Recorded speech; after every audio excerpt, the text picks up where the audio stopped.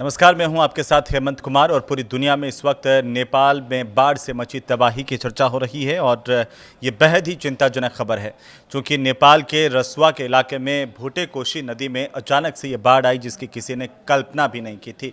इससे जहां एक तरफ कई सवाल खड़े हो रहे हैं, वहीं दूसरी तरफ इस वक्त सबसे बड़ा मुद्दा है नेपाल में राहत और बचाव का, क्योंकि अचानक आई इस बाढ़ ने भारी तबाही मचा दी है। इस बाढ़ की चपेट में कैलाश मानसरोवर यात्रा पर जा रहे 105 भारतीय पर्यटकों के साथ साथ 400 से ज़्यादा पर्यटक और ट्रैकर्स के भी लापता होने की सूचनाएं सामने आ रही है। इसके अलावा हज़ारों लोग लापता हैं, कई लोगों की जान गई है और इन लापता लोगों में भी सिर्फ भारतीय ही नहीं बल्कि कई दूसरे देशों के नागरिक भी शामिल हैं।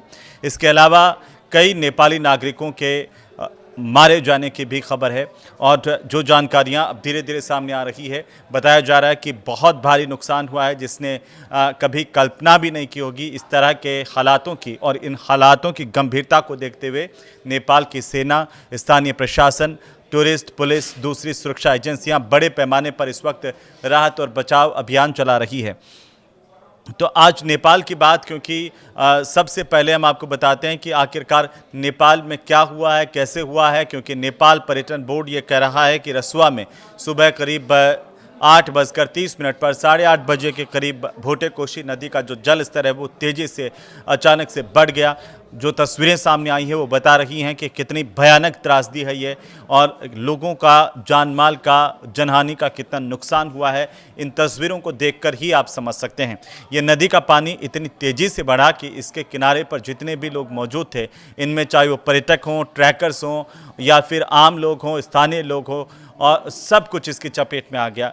चाहे लोगों के घर हों, पुल हों, गाड़ियां हों, जो कुछ भी सामने आया वो बहता चला गया। लेकिन ये सब हुआ कैसे, ये सवाल लगातार उठ रहा है। अचानक ये जो बाढ़ आई है उसने पूरे इलाके में सड़क पुलों को भारी नुकसान पहुंचाया है। एक जानकारी के मुताबिक करीब 40 किलोमीटर की जो सड़क है वो तबाह हो गई है, जबकि करीब करीब 19 पुल बाढ़ की वजह से क्षतिग्रस्त हो गए हैं या फिर पूरी तरह से बर्बाद हो गए हैं। जो तस्वीरें दिखाई दे रही हैं उनसे तो यही अंदाज़ा लग रहा है कि इस जलजले के सामने, इसकी राह में जो भी आया वो बच नहीं पाया और इससे जो प्रभावित इलाके हैं वहां पर अब बड़े स्तर पर राहत और बचाव अभियान तक चलाना बेहद मुश्किल हो रहा है। कई हेलीकॉप्टर्स लोगों की जान बचाने के लिए उतरे हुए हैं, लेकिन इतना काफ़ी नहीं है क्योंकि मलबा जिस तादाद में दिख रहा है, जिस कदर दिख रहा है, और ये जो पूरा का पूरा इलाका जिस कदर प्रभावित हुआ है, वहाँ पर अभी मौत के आंकड़ों की कल्पना करना बेमानी होगी, क्योंकि जैसे धीरे धीरे जानकारियाँ सामने आएगी वैसे पता चलेगा। लेकिन अभी सैकड़ों लोगों के मारे जाने की जानकारी है, हज़ारों लोगों के इसमें लापता होने की जानकारियाँ भी सामने आ रही हैं। कई जगहों का सड़क संपर्क पूरी तरह से टूट गया है। दूर दराज के इलाकों तक पहुंचने में रेस्क्यू टीमों को भारी मुश्किलों का भी सामना करना पड़ रहा है। और अगर हम बात करें उन लोगों की जिनके लापता होने की खबरें हैं, क्योंकि नेपाली पर्यटन बोर्ड ने जो जानकारी दी है उसमें 105 भारतीय पर्यटकों के भी लापता होने की जानकारी है। ये लोग कैलाश मानसरोवर की यात्रा के लिए जा रहे थे और इसके अलावा Australia, Netherlands, America, Malaysia, Britain, दक्षिण अफ्रीका के नागरिकों के भी लापता होने की जानकारियां सामने आई है। और साथ ही साथ इस बात की आशंका भी है कि इस दौरान लापता होने वाले हज़ारों लोग हैं, जिनमें पर्यटकों की संख्या भी काफ़ी हैं। जो इस इलाके में रहने वाले लोग हैं वो भी भारी प्रभावित हुए हैं और इस पूरे के पूरे इलाके में तबाही का मंजर देखने को मिल रहा है। वहीं इस वक्त जो सबसे बड़ी बात है वो ये पता लगाने की कोशिश की जा रही है कि लोग कहां कहां फंसे हैं और रेस्क्यू ऑपरेशन अब किस तरीके से चलाए जाए। हालांकि इस पूरी त्रासदी को लेकर के प्रधानमंत्री नरेंद्र मोदी ने नेपाल के सरकार के आला नेताओं से बात की है, वहां के प्रधानमंत्री से भी बात की है और भरोसा दिया है कि दुख की इस विकट घड़ी में, त्रासदी की इस घड़ी में भारत नेपाल के साथ एक भाई की तरह से खड़ा हुआ है। जो भी ज़रूरी मदद होगी वो भारत करेगा, ये भरोसा प्रधानमंत्री नरेंद्र मोदी ने दिया है। लेकिन जो तस्वीरें हैं उन्हें देख करके हर कोई दहल जाएगा। इस वक्त अगर नेपाल की धरती की हम बात करें तो नेपाल की जो सेना है, स्पेशल ऑपरेशंस टीम है, मेडिकल टीम्स हैं या और स्थानीय प्रशासन है, सुरक्षा एजेंसियां, सब इसी बात में जुटे हुए हैं कि लोगों को राहत बचाव के जरिए कैसे बचाया जाए। सबसे जो ज़्यादा प्रभावित इलाका है वो बूसी और तुसु इलाके हैं, जहां पर अब तक कई लोगों को सुरक्षित निकाला गया है और ये क्रम अभी भी लगातार जारी है, क्योंकि नेपाल की सेना के प्रवक्ता की तरफ से भी कुछ जानकारियां साझा की गई हैं। राहत बचाव अभियान में तेजी लाने के लिए जो प्रभावित इलाके हैं वहां पर करीब 15 हेलीकॉप्टर्स की तैनाती की गई है। 7 हेलीकॉप्टर्स नेपाली सेना के, बाकी हेलीकॉप्टर्स जो है वो सशस्त्र पुलिस बल के और निजी ऑपरेटर्स के भी लगाए गए हैं। और जो भी लोग फंसे हुए हैं उनको निकालने के इंतज़ाम किए जा रहे हैं। हालांकि कई कैंप्स भी लगाए गए हैं जिनके ज़रिए जो घायल लोग हैं उनका तुरंत इलाज को लेकर के भी उन्हें भेजा जा रहा है। नेपाली प्रशासन की जो प्राथमिकता है वो फिलहाल ज़्यादा से ज़्यादा लोगों को सुरक्षित बाहर निकालना, घायलों को तुरंत मेडिकल सहायता उपलब्ध करवाना है, क्योंकि कई लोग इससे प्रभावित हुए हैं हज़ारों की तादाद में। और अभी जैसे जैसे समय बीतेगा इसके बारे में और जानकारियां भी सामने आती जाएंगी। लेकिन फ़िलहाल मैं आपको बता दूं कि कई बड़ा इलाका जो है वो इससे प्रभावित हुआ है। अब इसको विस्तार से जानते हैं कि आखिरकार ये कैसे हुआ और इसके पीछे की वजह आखिर क्या रही। कई तरह के कयास भी हैं। कुछ लोग कह रहे हैं कि क्या इस त्रासदी की जानकारी पहले से चीन को थी, अगर थी तो भारत को इसको लेकर जो है वो नेपाल को इसे लेकर के अलर्ट क्यों नहीं किया गया, ये भी सवाल पूछे जा रहे हैं।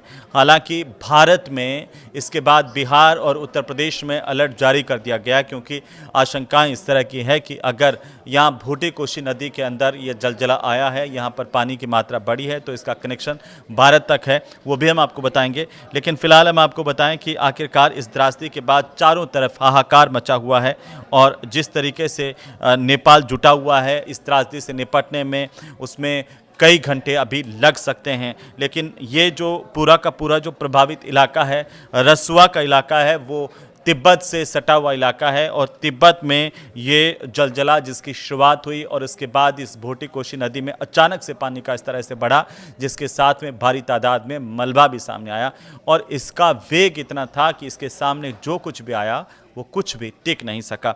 नेपाल काठमांडू से ये जो इलाका है जहां पर भारी तबाही मची है वो करीब करीब 125 किलोमीटर दूर इलाका है रसुआ, जहां पर ये तबाही है।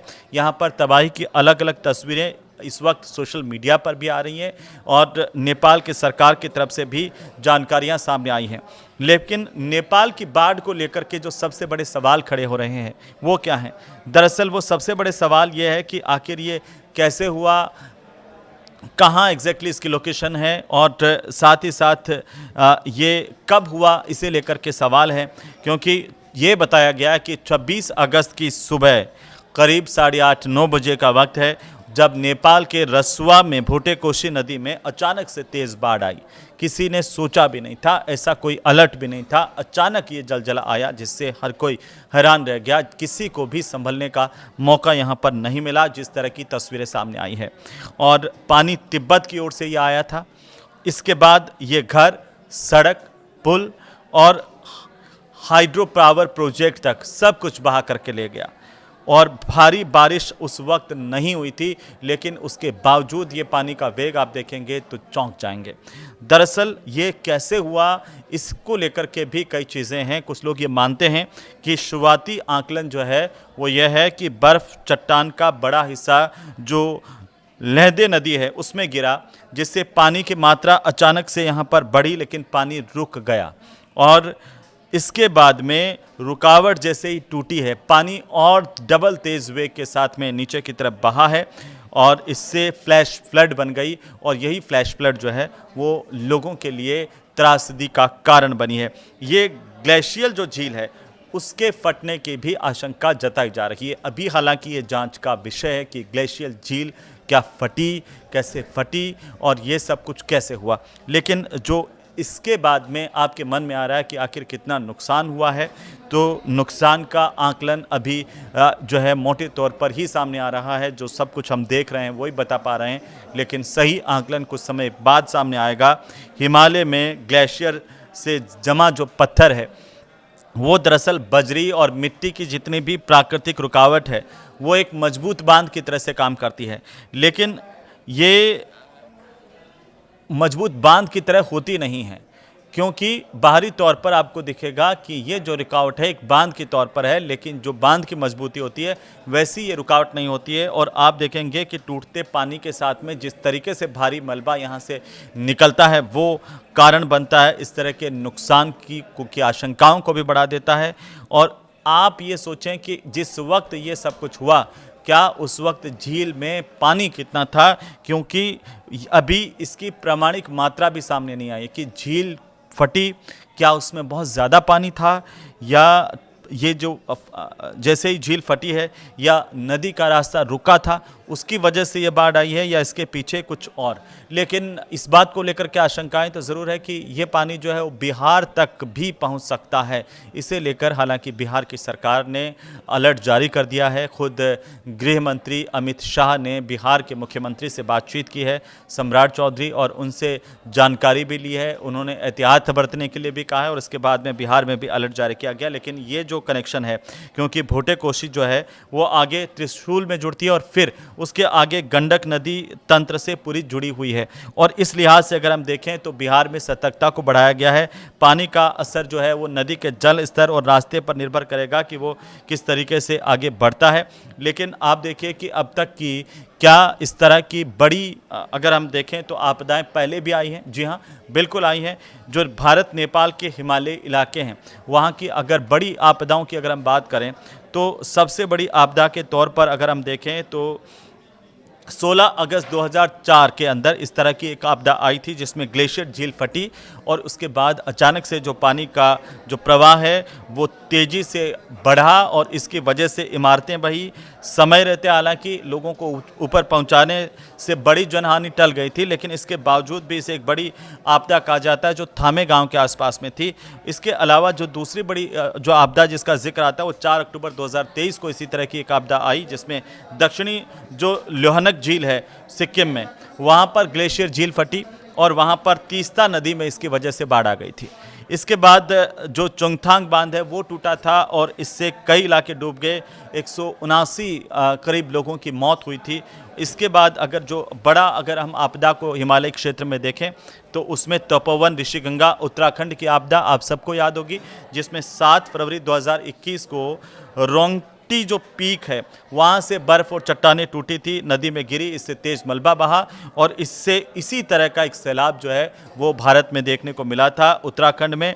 और यहाँ पर 2 हाइड्रो प्रोजेक्ट तबाह हो गए थे, 200 से ज़्यादा लोग मारे गए या फिर लापता हो गए थे, इस तरह की जानकारियाँ हैं। इसके अलावा और भी जैसे उत्तराखंड में बाढ़ आई, आप सब ने देखा 2021 का वक्त था, कुमाऊं गढ़वाल इलाके में बाढ़ भूस्खलन हुआ, 46 से ज़्यादा लोगों की मौत हुई थी। कश्मीर में जैसे बाढ़ आई 2014 में, यहाँ पर लगातार बारिश हुई थी और झेलम नदी जो है वो उफान पर आ गई। श्रीनगर समेत पूरी की पूरी घाटी का बड़ा हिस्सा डूब गया था और यहाँ पर भारत पाकिस्तान में 450 से ज़्यादा भी मौतें हुई थी। इसके अलावा केदारनाथ का जल प्रलय आप सबको याद होगा, जब भी हिमालय में इस तरह की त्रासदी, इस तरह की आपदा आती है तो बड़े पैमाने पर क्षति सामने आई है। जो केदारनाथ जल प्रलय था वहाँ पर उत्तराखंड में 17 जून 2013 को भारी बारिश के बाद में चोराबारी जो झील है उसका पानी और मलबा नीचे आया। केदारनाथ और रामबाड़ा गौरीकुंड में भारी तबाही हुई, हज़ारों लोगों की जान गई थी। इससे पहले अगर आप और पीछे जाएंगे तो 5 जुलाई 2016 को भोटे कोशी बाढ़ पहले आ चुकी है यहाँ पर नेपाल में ही, जिसमें तिब्बत की यही जो ग्लेशियर झील है उसके फटने से भोटे कोशी नदी में बाढ़ आई। तो ये पहली बार नहीं है जब नेपाल के अंदर इस तरह की त्रासदी मची हो। इससे पहले 5 जुलाई 2016 को इसी भोटे कोशी नदी के अंदर जो भारी तबाही हमने देखी थी, किस तरीके से ग्लेशियर झील फटने से बाढ़ आई, सड़क पुल हाइड्रो पावर सब प्रोजेक्ट को नुकसान पहुंचा था, तबाह हो गया था पूरा का पूरा इलाका। लेकिन ऐसी ही एक जो फ्लैश फ्लड है वो लेह के इलाके में भी आई थी अगस्त 2010 में, जब बादल फटा रात में और फिर मलबे का एक सैलाब यहाँ पर पहाड़ों के अंदर आया जिससे लोगों को भारी नुकसान पहुँचा, काफ़ी लोग प्रभावित हुए, 250 से ज़्यादा लोगों की मौत हुई थी। नेपाल में इससे पहले एक बार और जिक्र आता है जब 1985 में 4 अगस्त 1985 में इस तरह का जलजला देखा गया था। ये तीसरी दफ़ा है जब इतनी बड़ी तादाद पर जनहानि हुई है, इतनी बड़ी तादाद पर लोग मारे गए हैं और पूरा का पूरा सिस्टम तबाह हो गया। उस वक्त डीगसो झील जो है वहाँ पर एवलांच गिरा था और उसकी वजह से यहाँ पर बना एक प्राकृतिक बांध जो है वो टूटा, जिससे तबाही मची। हाइड्रो पावर प्रोजेक्ट, पुल, खेत सब कुछ बह गए थे। अब ये जो जिस तरह का जलजला, जिस तरह की स्थितियां आई हैं वो पहली बार नहीं है, लेकिन इसके बावजूद सवाल इस बात को लेकर के कि आखिरकार जब ये तिब्बत से शुरू हुआ और इससे पहले क्या चीन को इसकी जानकारी थी? अगर चीन को इसकी जानकारी थी तो क्या नेपाल को इतला दी गई थी, अलर्ट जारी किया गया था या नहीं किया गया? अगर नहीं दिया गया, किसी तरह का अलर्ट, नेपाल को जानकारी नहीं दी गई, इसके पीछे की वजह क्या है? क्या नेपाल इस वक्त जो सहन कर रहा है, सामना कर रहा है, उससे बचा जा सकता था? ये सवाल अभी भविष्य में है, लेकिन अभी जो रसुआ के इलाके में जिस तरीके की तबाही का मंजर है वो सोचने पर मजबूर करता है। वो ये दिखाता है कि आखिरकार कैसे इतनी बड़ी तबाही हुई है और कैसे प्रकृति के आगे मानव पूरी तरह से यहाँ पर बेबस नज़र आया, विकास पूरी तरह से ध्वस्त होता हुआ नज़र आया, कोई भी टिक नहीं पाया। इससे चारों तरफ जो है वो हाहाकार मचा हुआ है। अभी आंकड़े और आना बाकी है, लेकिन सबसे बड़ा सवाल जो आपके मन में इस वक्त आ रहा होगा, जो सबके मन में आ रहा है, वो ये आ रहा है कि आखिर ये ग्लेशियल झील जो है वो कैसे फटती है, इसके फटने के पीछे की वजह क्या है? क्योंकि पहले भी हमने बताया कि यही ग्लेशियल झील जो है वो एक बार जब पहले फटी थी, इसी तरह की तबाही आई थी, ये दोबारा हुआ है और नेपाल के लिए इस तरह की तीसरी त्रासदी है। तो ये झील कैसे फटती है, इसकी कुछ कुल मिलाकर के अगर वजह देखें तो 4-5 वजह सामने आती है। कई लोगों का ये मानना है कि जैसे जैसे पानी का स्तर बढ़ता है, यहाँ पर बर्फ़ जब तेज़ी से पिघलती है या ज़्यादा पानी आता है तो झील का जो जल स्तर है वो अचानक से बढ़ जाता है और इसकी वजह से बांध जो बना हुआ है उस पर दबाव पड़ता है और वो टूटने के बाद में ये के दौरान ये झील फट जाती है। दूसरी जो सबसे बड़ी वजह कुछ लोग मानते हैं वो ये मानते हैं कि ग्लेशियर या झरना जो है वो या चट्टान उसके अंदर गिरती है, उसकी वजह से इस तरह की तबाही आती है। यहाँ पर बड़े हिस्से का एक झील के अंदर गिरना इस तरह की तबाही ला सकता है। इसमें प्राकृतिक बांध को टूटने का पूरा अंदेशा होता है, टूट सकता है। जो जैसा हमने देखा यहाँ पर नेपाल में भूस्खलन होता है तब भी झील फट सकती है, क्योंकि आसपास के पहाड़ी से अगर मलबा झील में गिरता है तो अचानक से पानी उफान मार सकता है। इस तरह से इस तरह की त्रासदी पैदा हो सकती है और प्राकृतिक जो बांध है वो भी जब कमज़ोर होता है तब भी इस तरह की त्रासदी आती है। ये भी एक कारण है कि जब बांध में कोई दरार आ जाए या फिर पानी का रिसाव या कटाव होने से वो अचानक से टूट जाए, जिसमें पता नहीं चले, और अचानक से जब टूटता है तो पानी पूरे वेग के साथ आगे बहना शुरू होता है और पानी जब वेग से बहता है तो आसपास जितना मलबा होता है, जितने पत्थर होते हैं, जितनी कंक्रीट होती है, जितना जो कचरा होता है वो उसके साथ बहता है और भारी तादाद में इस तरह से मिट्टी, पहाड़, पत्थर और इन सब का एक जो सम्मिलित मिश्रण जब पानी के साथ आगे बढ़ता है तो उसके आगे कुछ नहीं टिकता। वो तस्वीरें हमने देखी है, लेकिन फ़िलहाल हम सब लोग यही प्रार्थना कर सकते हैं कि नेपाल में हालात सामान्य हो और वहाँ पर जो लोग हैं वो इस त्रासदी से उबर पाएँ। हालांकि इस वक्त चर्चा है इस बात को लेकर के, भारत की तरफ से भी बात करके वहाँ पर नेपाल के लोगों को ये आश्वस्त किया गया कि जो भी हर संभव मदद होगी वो दी जाएगी। प्रधानमंत्री नरेंद्र मोदी ने नेपाल के लोगों से भी कहा है और इस पूरी त्रासदी पर दुख व्यक्त किया है। लेकिन क्या सिर्फ हम ये सोचें यही काफ़ी है या इससे बचने का उपाय भी ढूंढा जाना चाहिए? ये अभी भविष्य के गर्भ में है। आप इसे लेकर क्या सोचते हैं, आप हमें ज़रूर बताइए कमेंट करके। वीडियो आपको अच्छा लगे तो इसे शेयर कर सकते हैं। नमस्कार।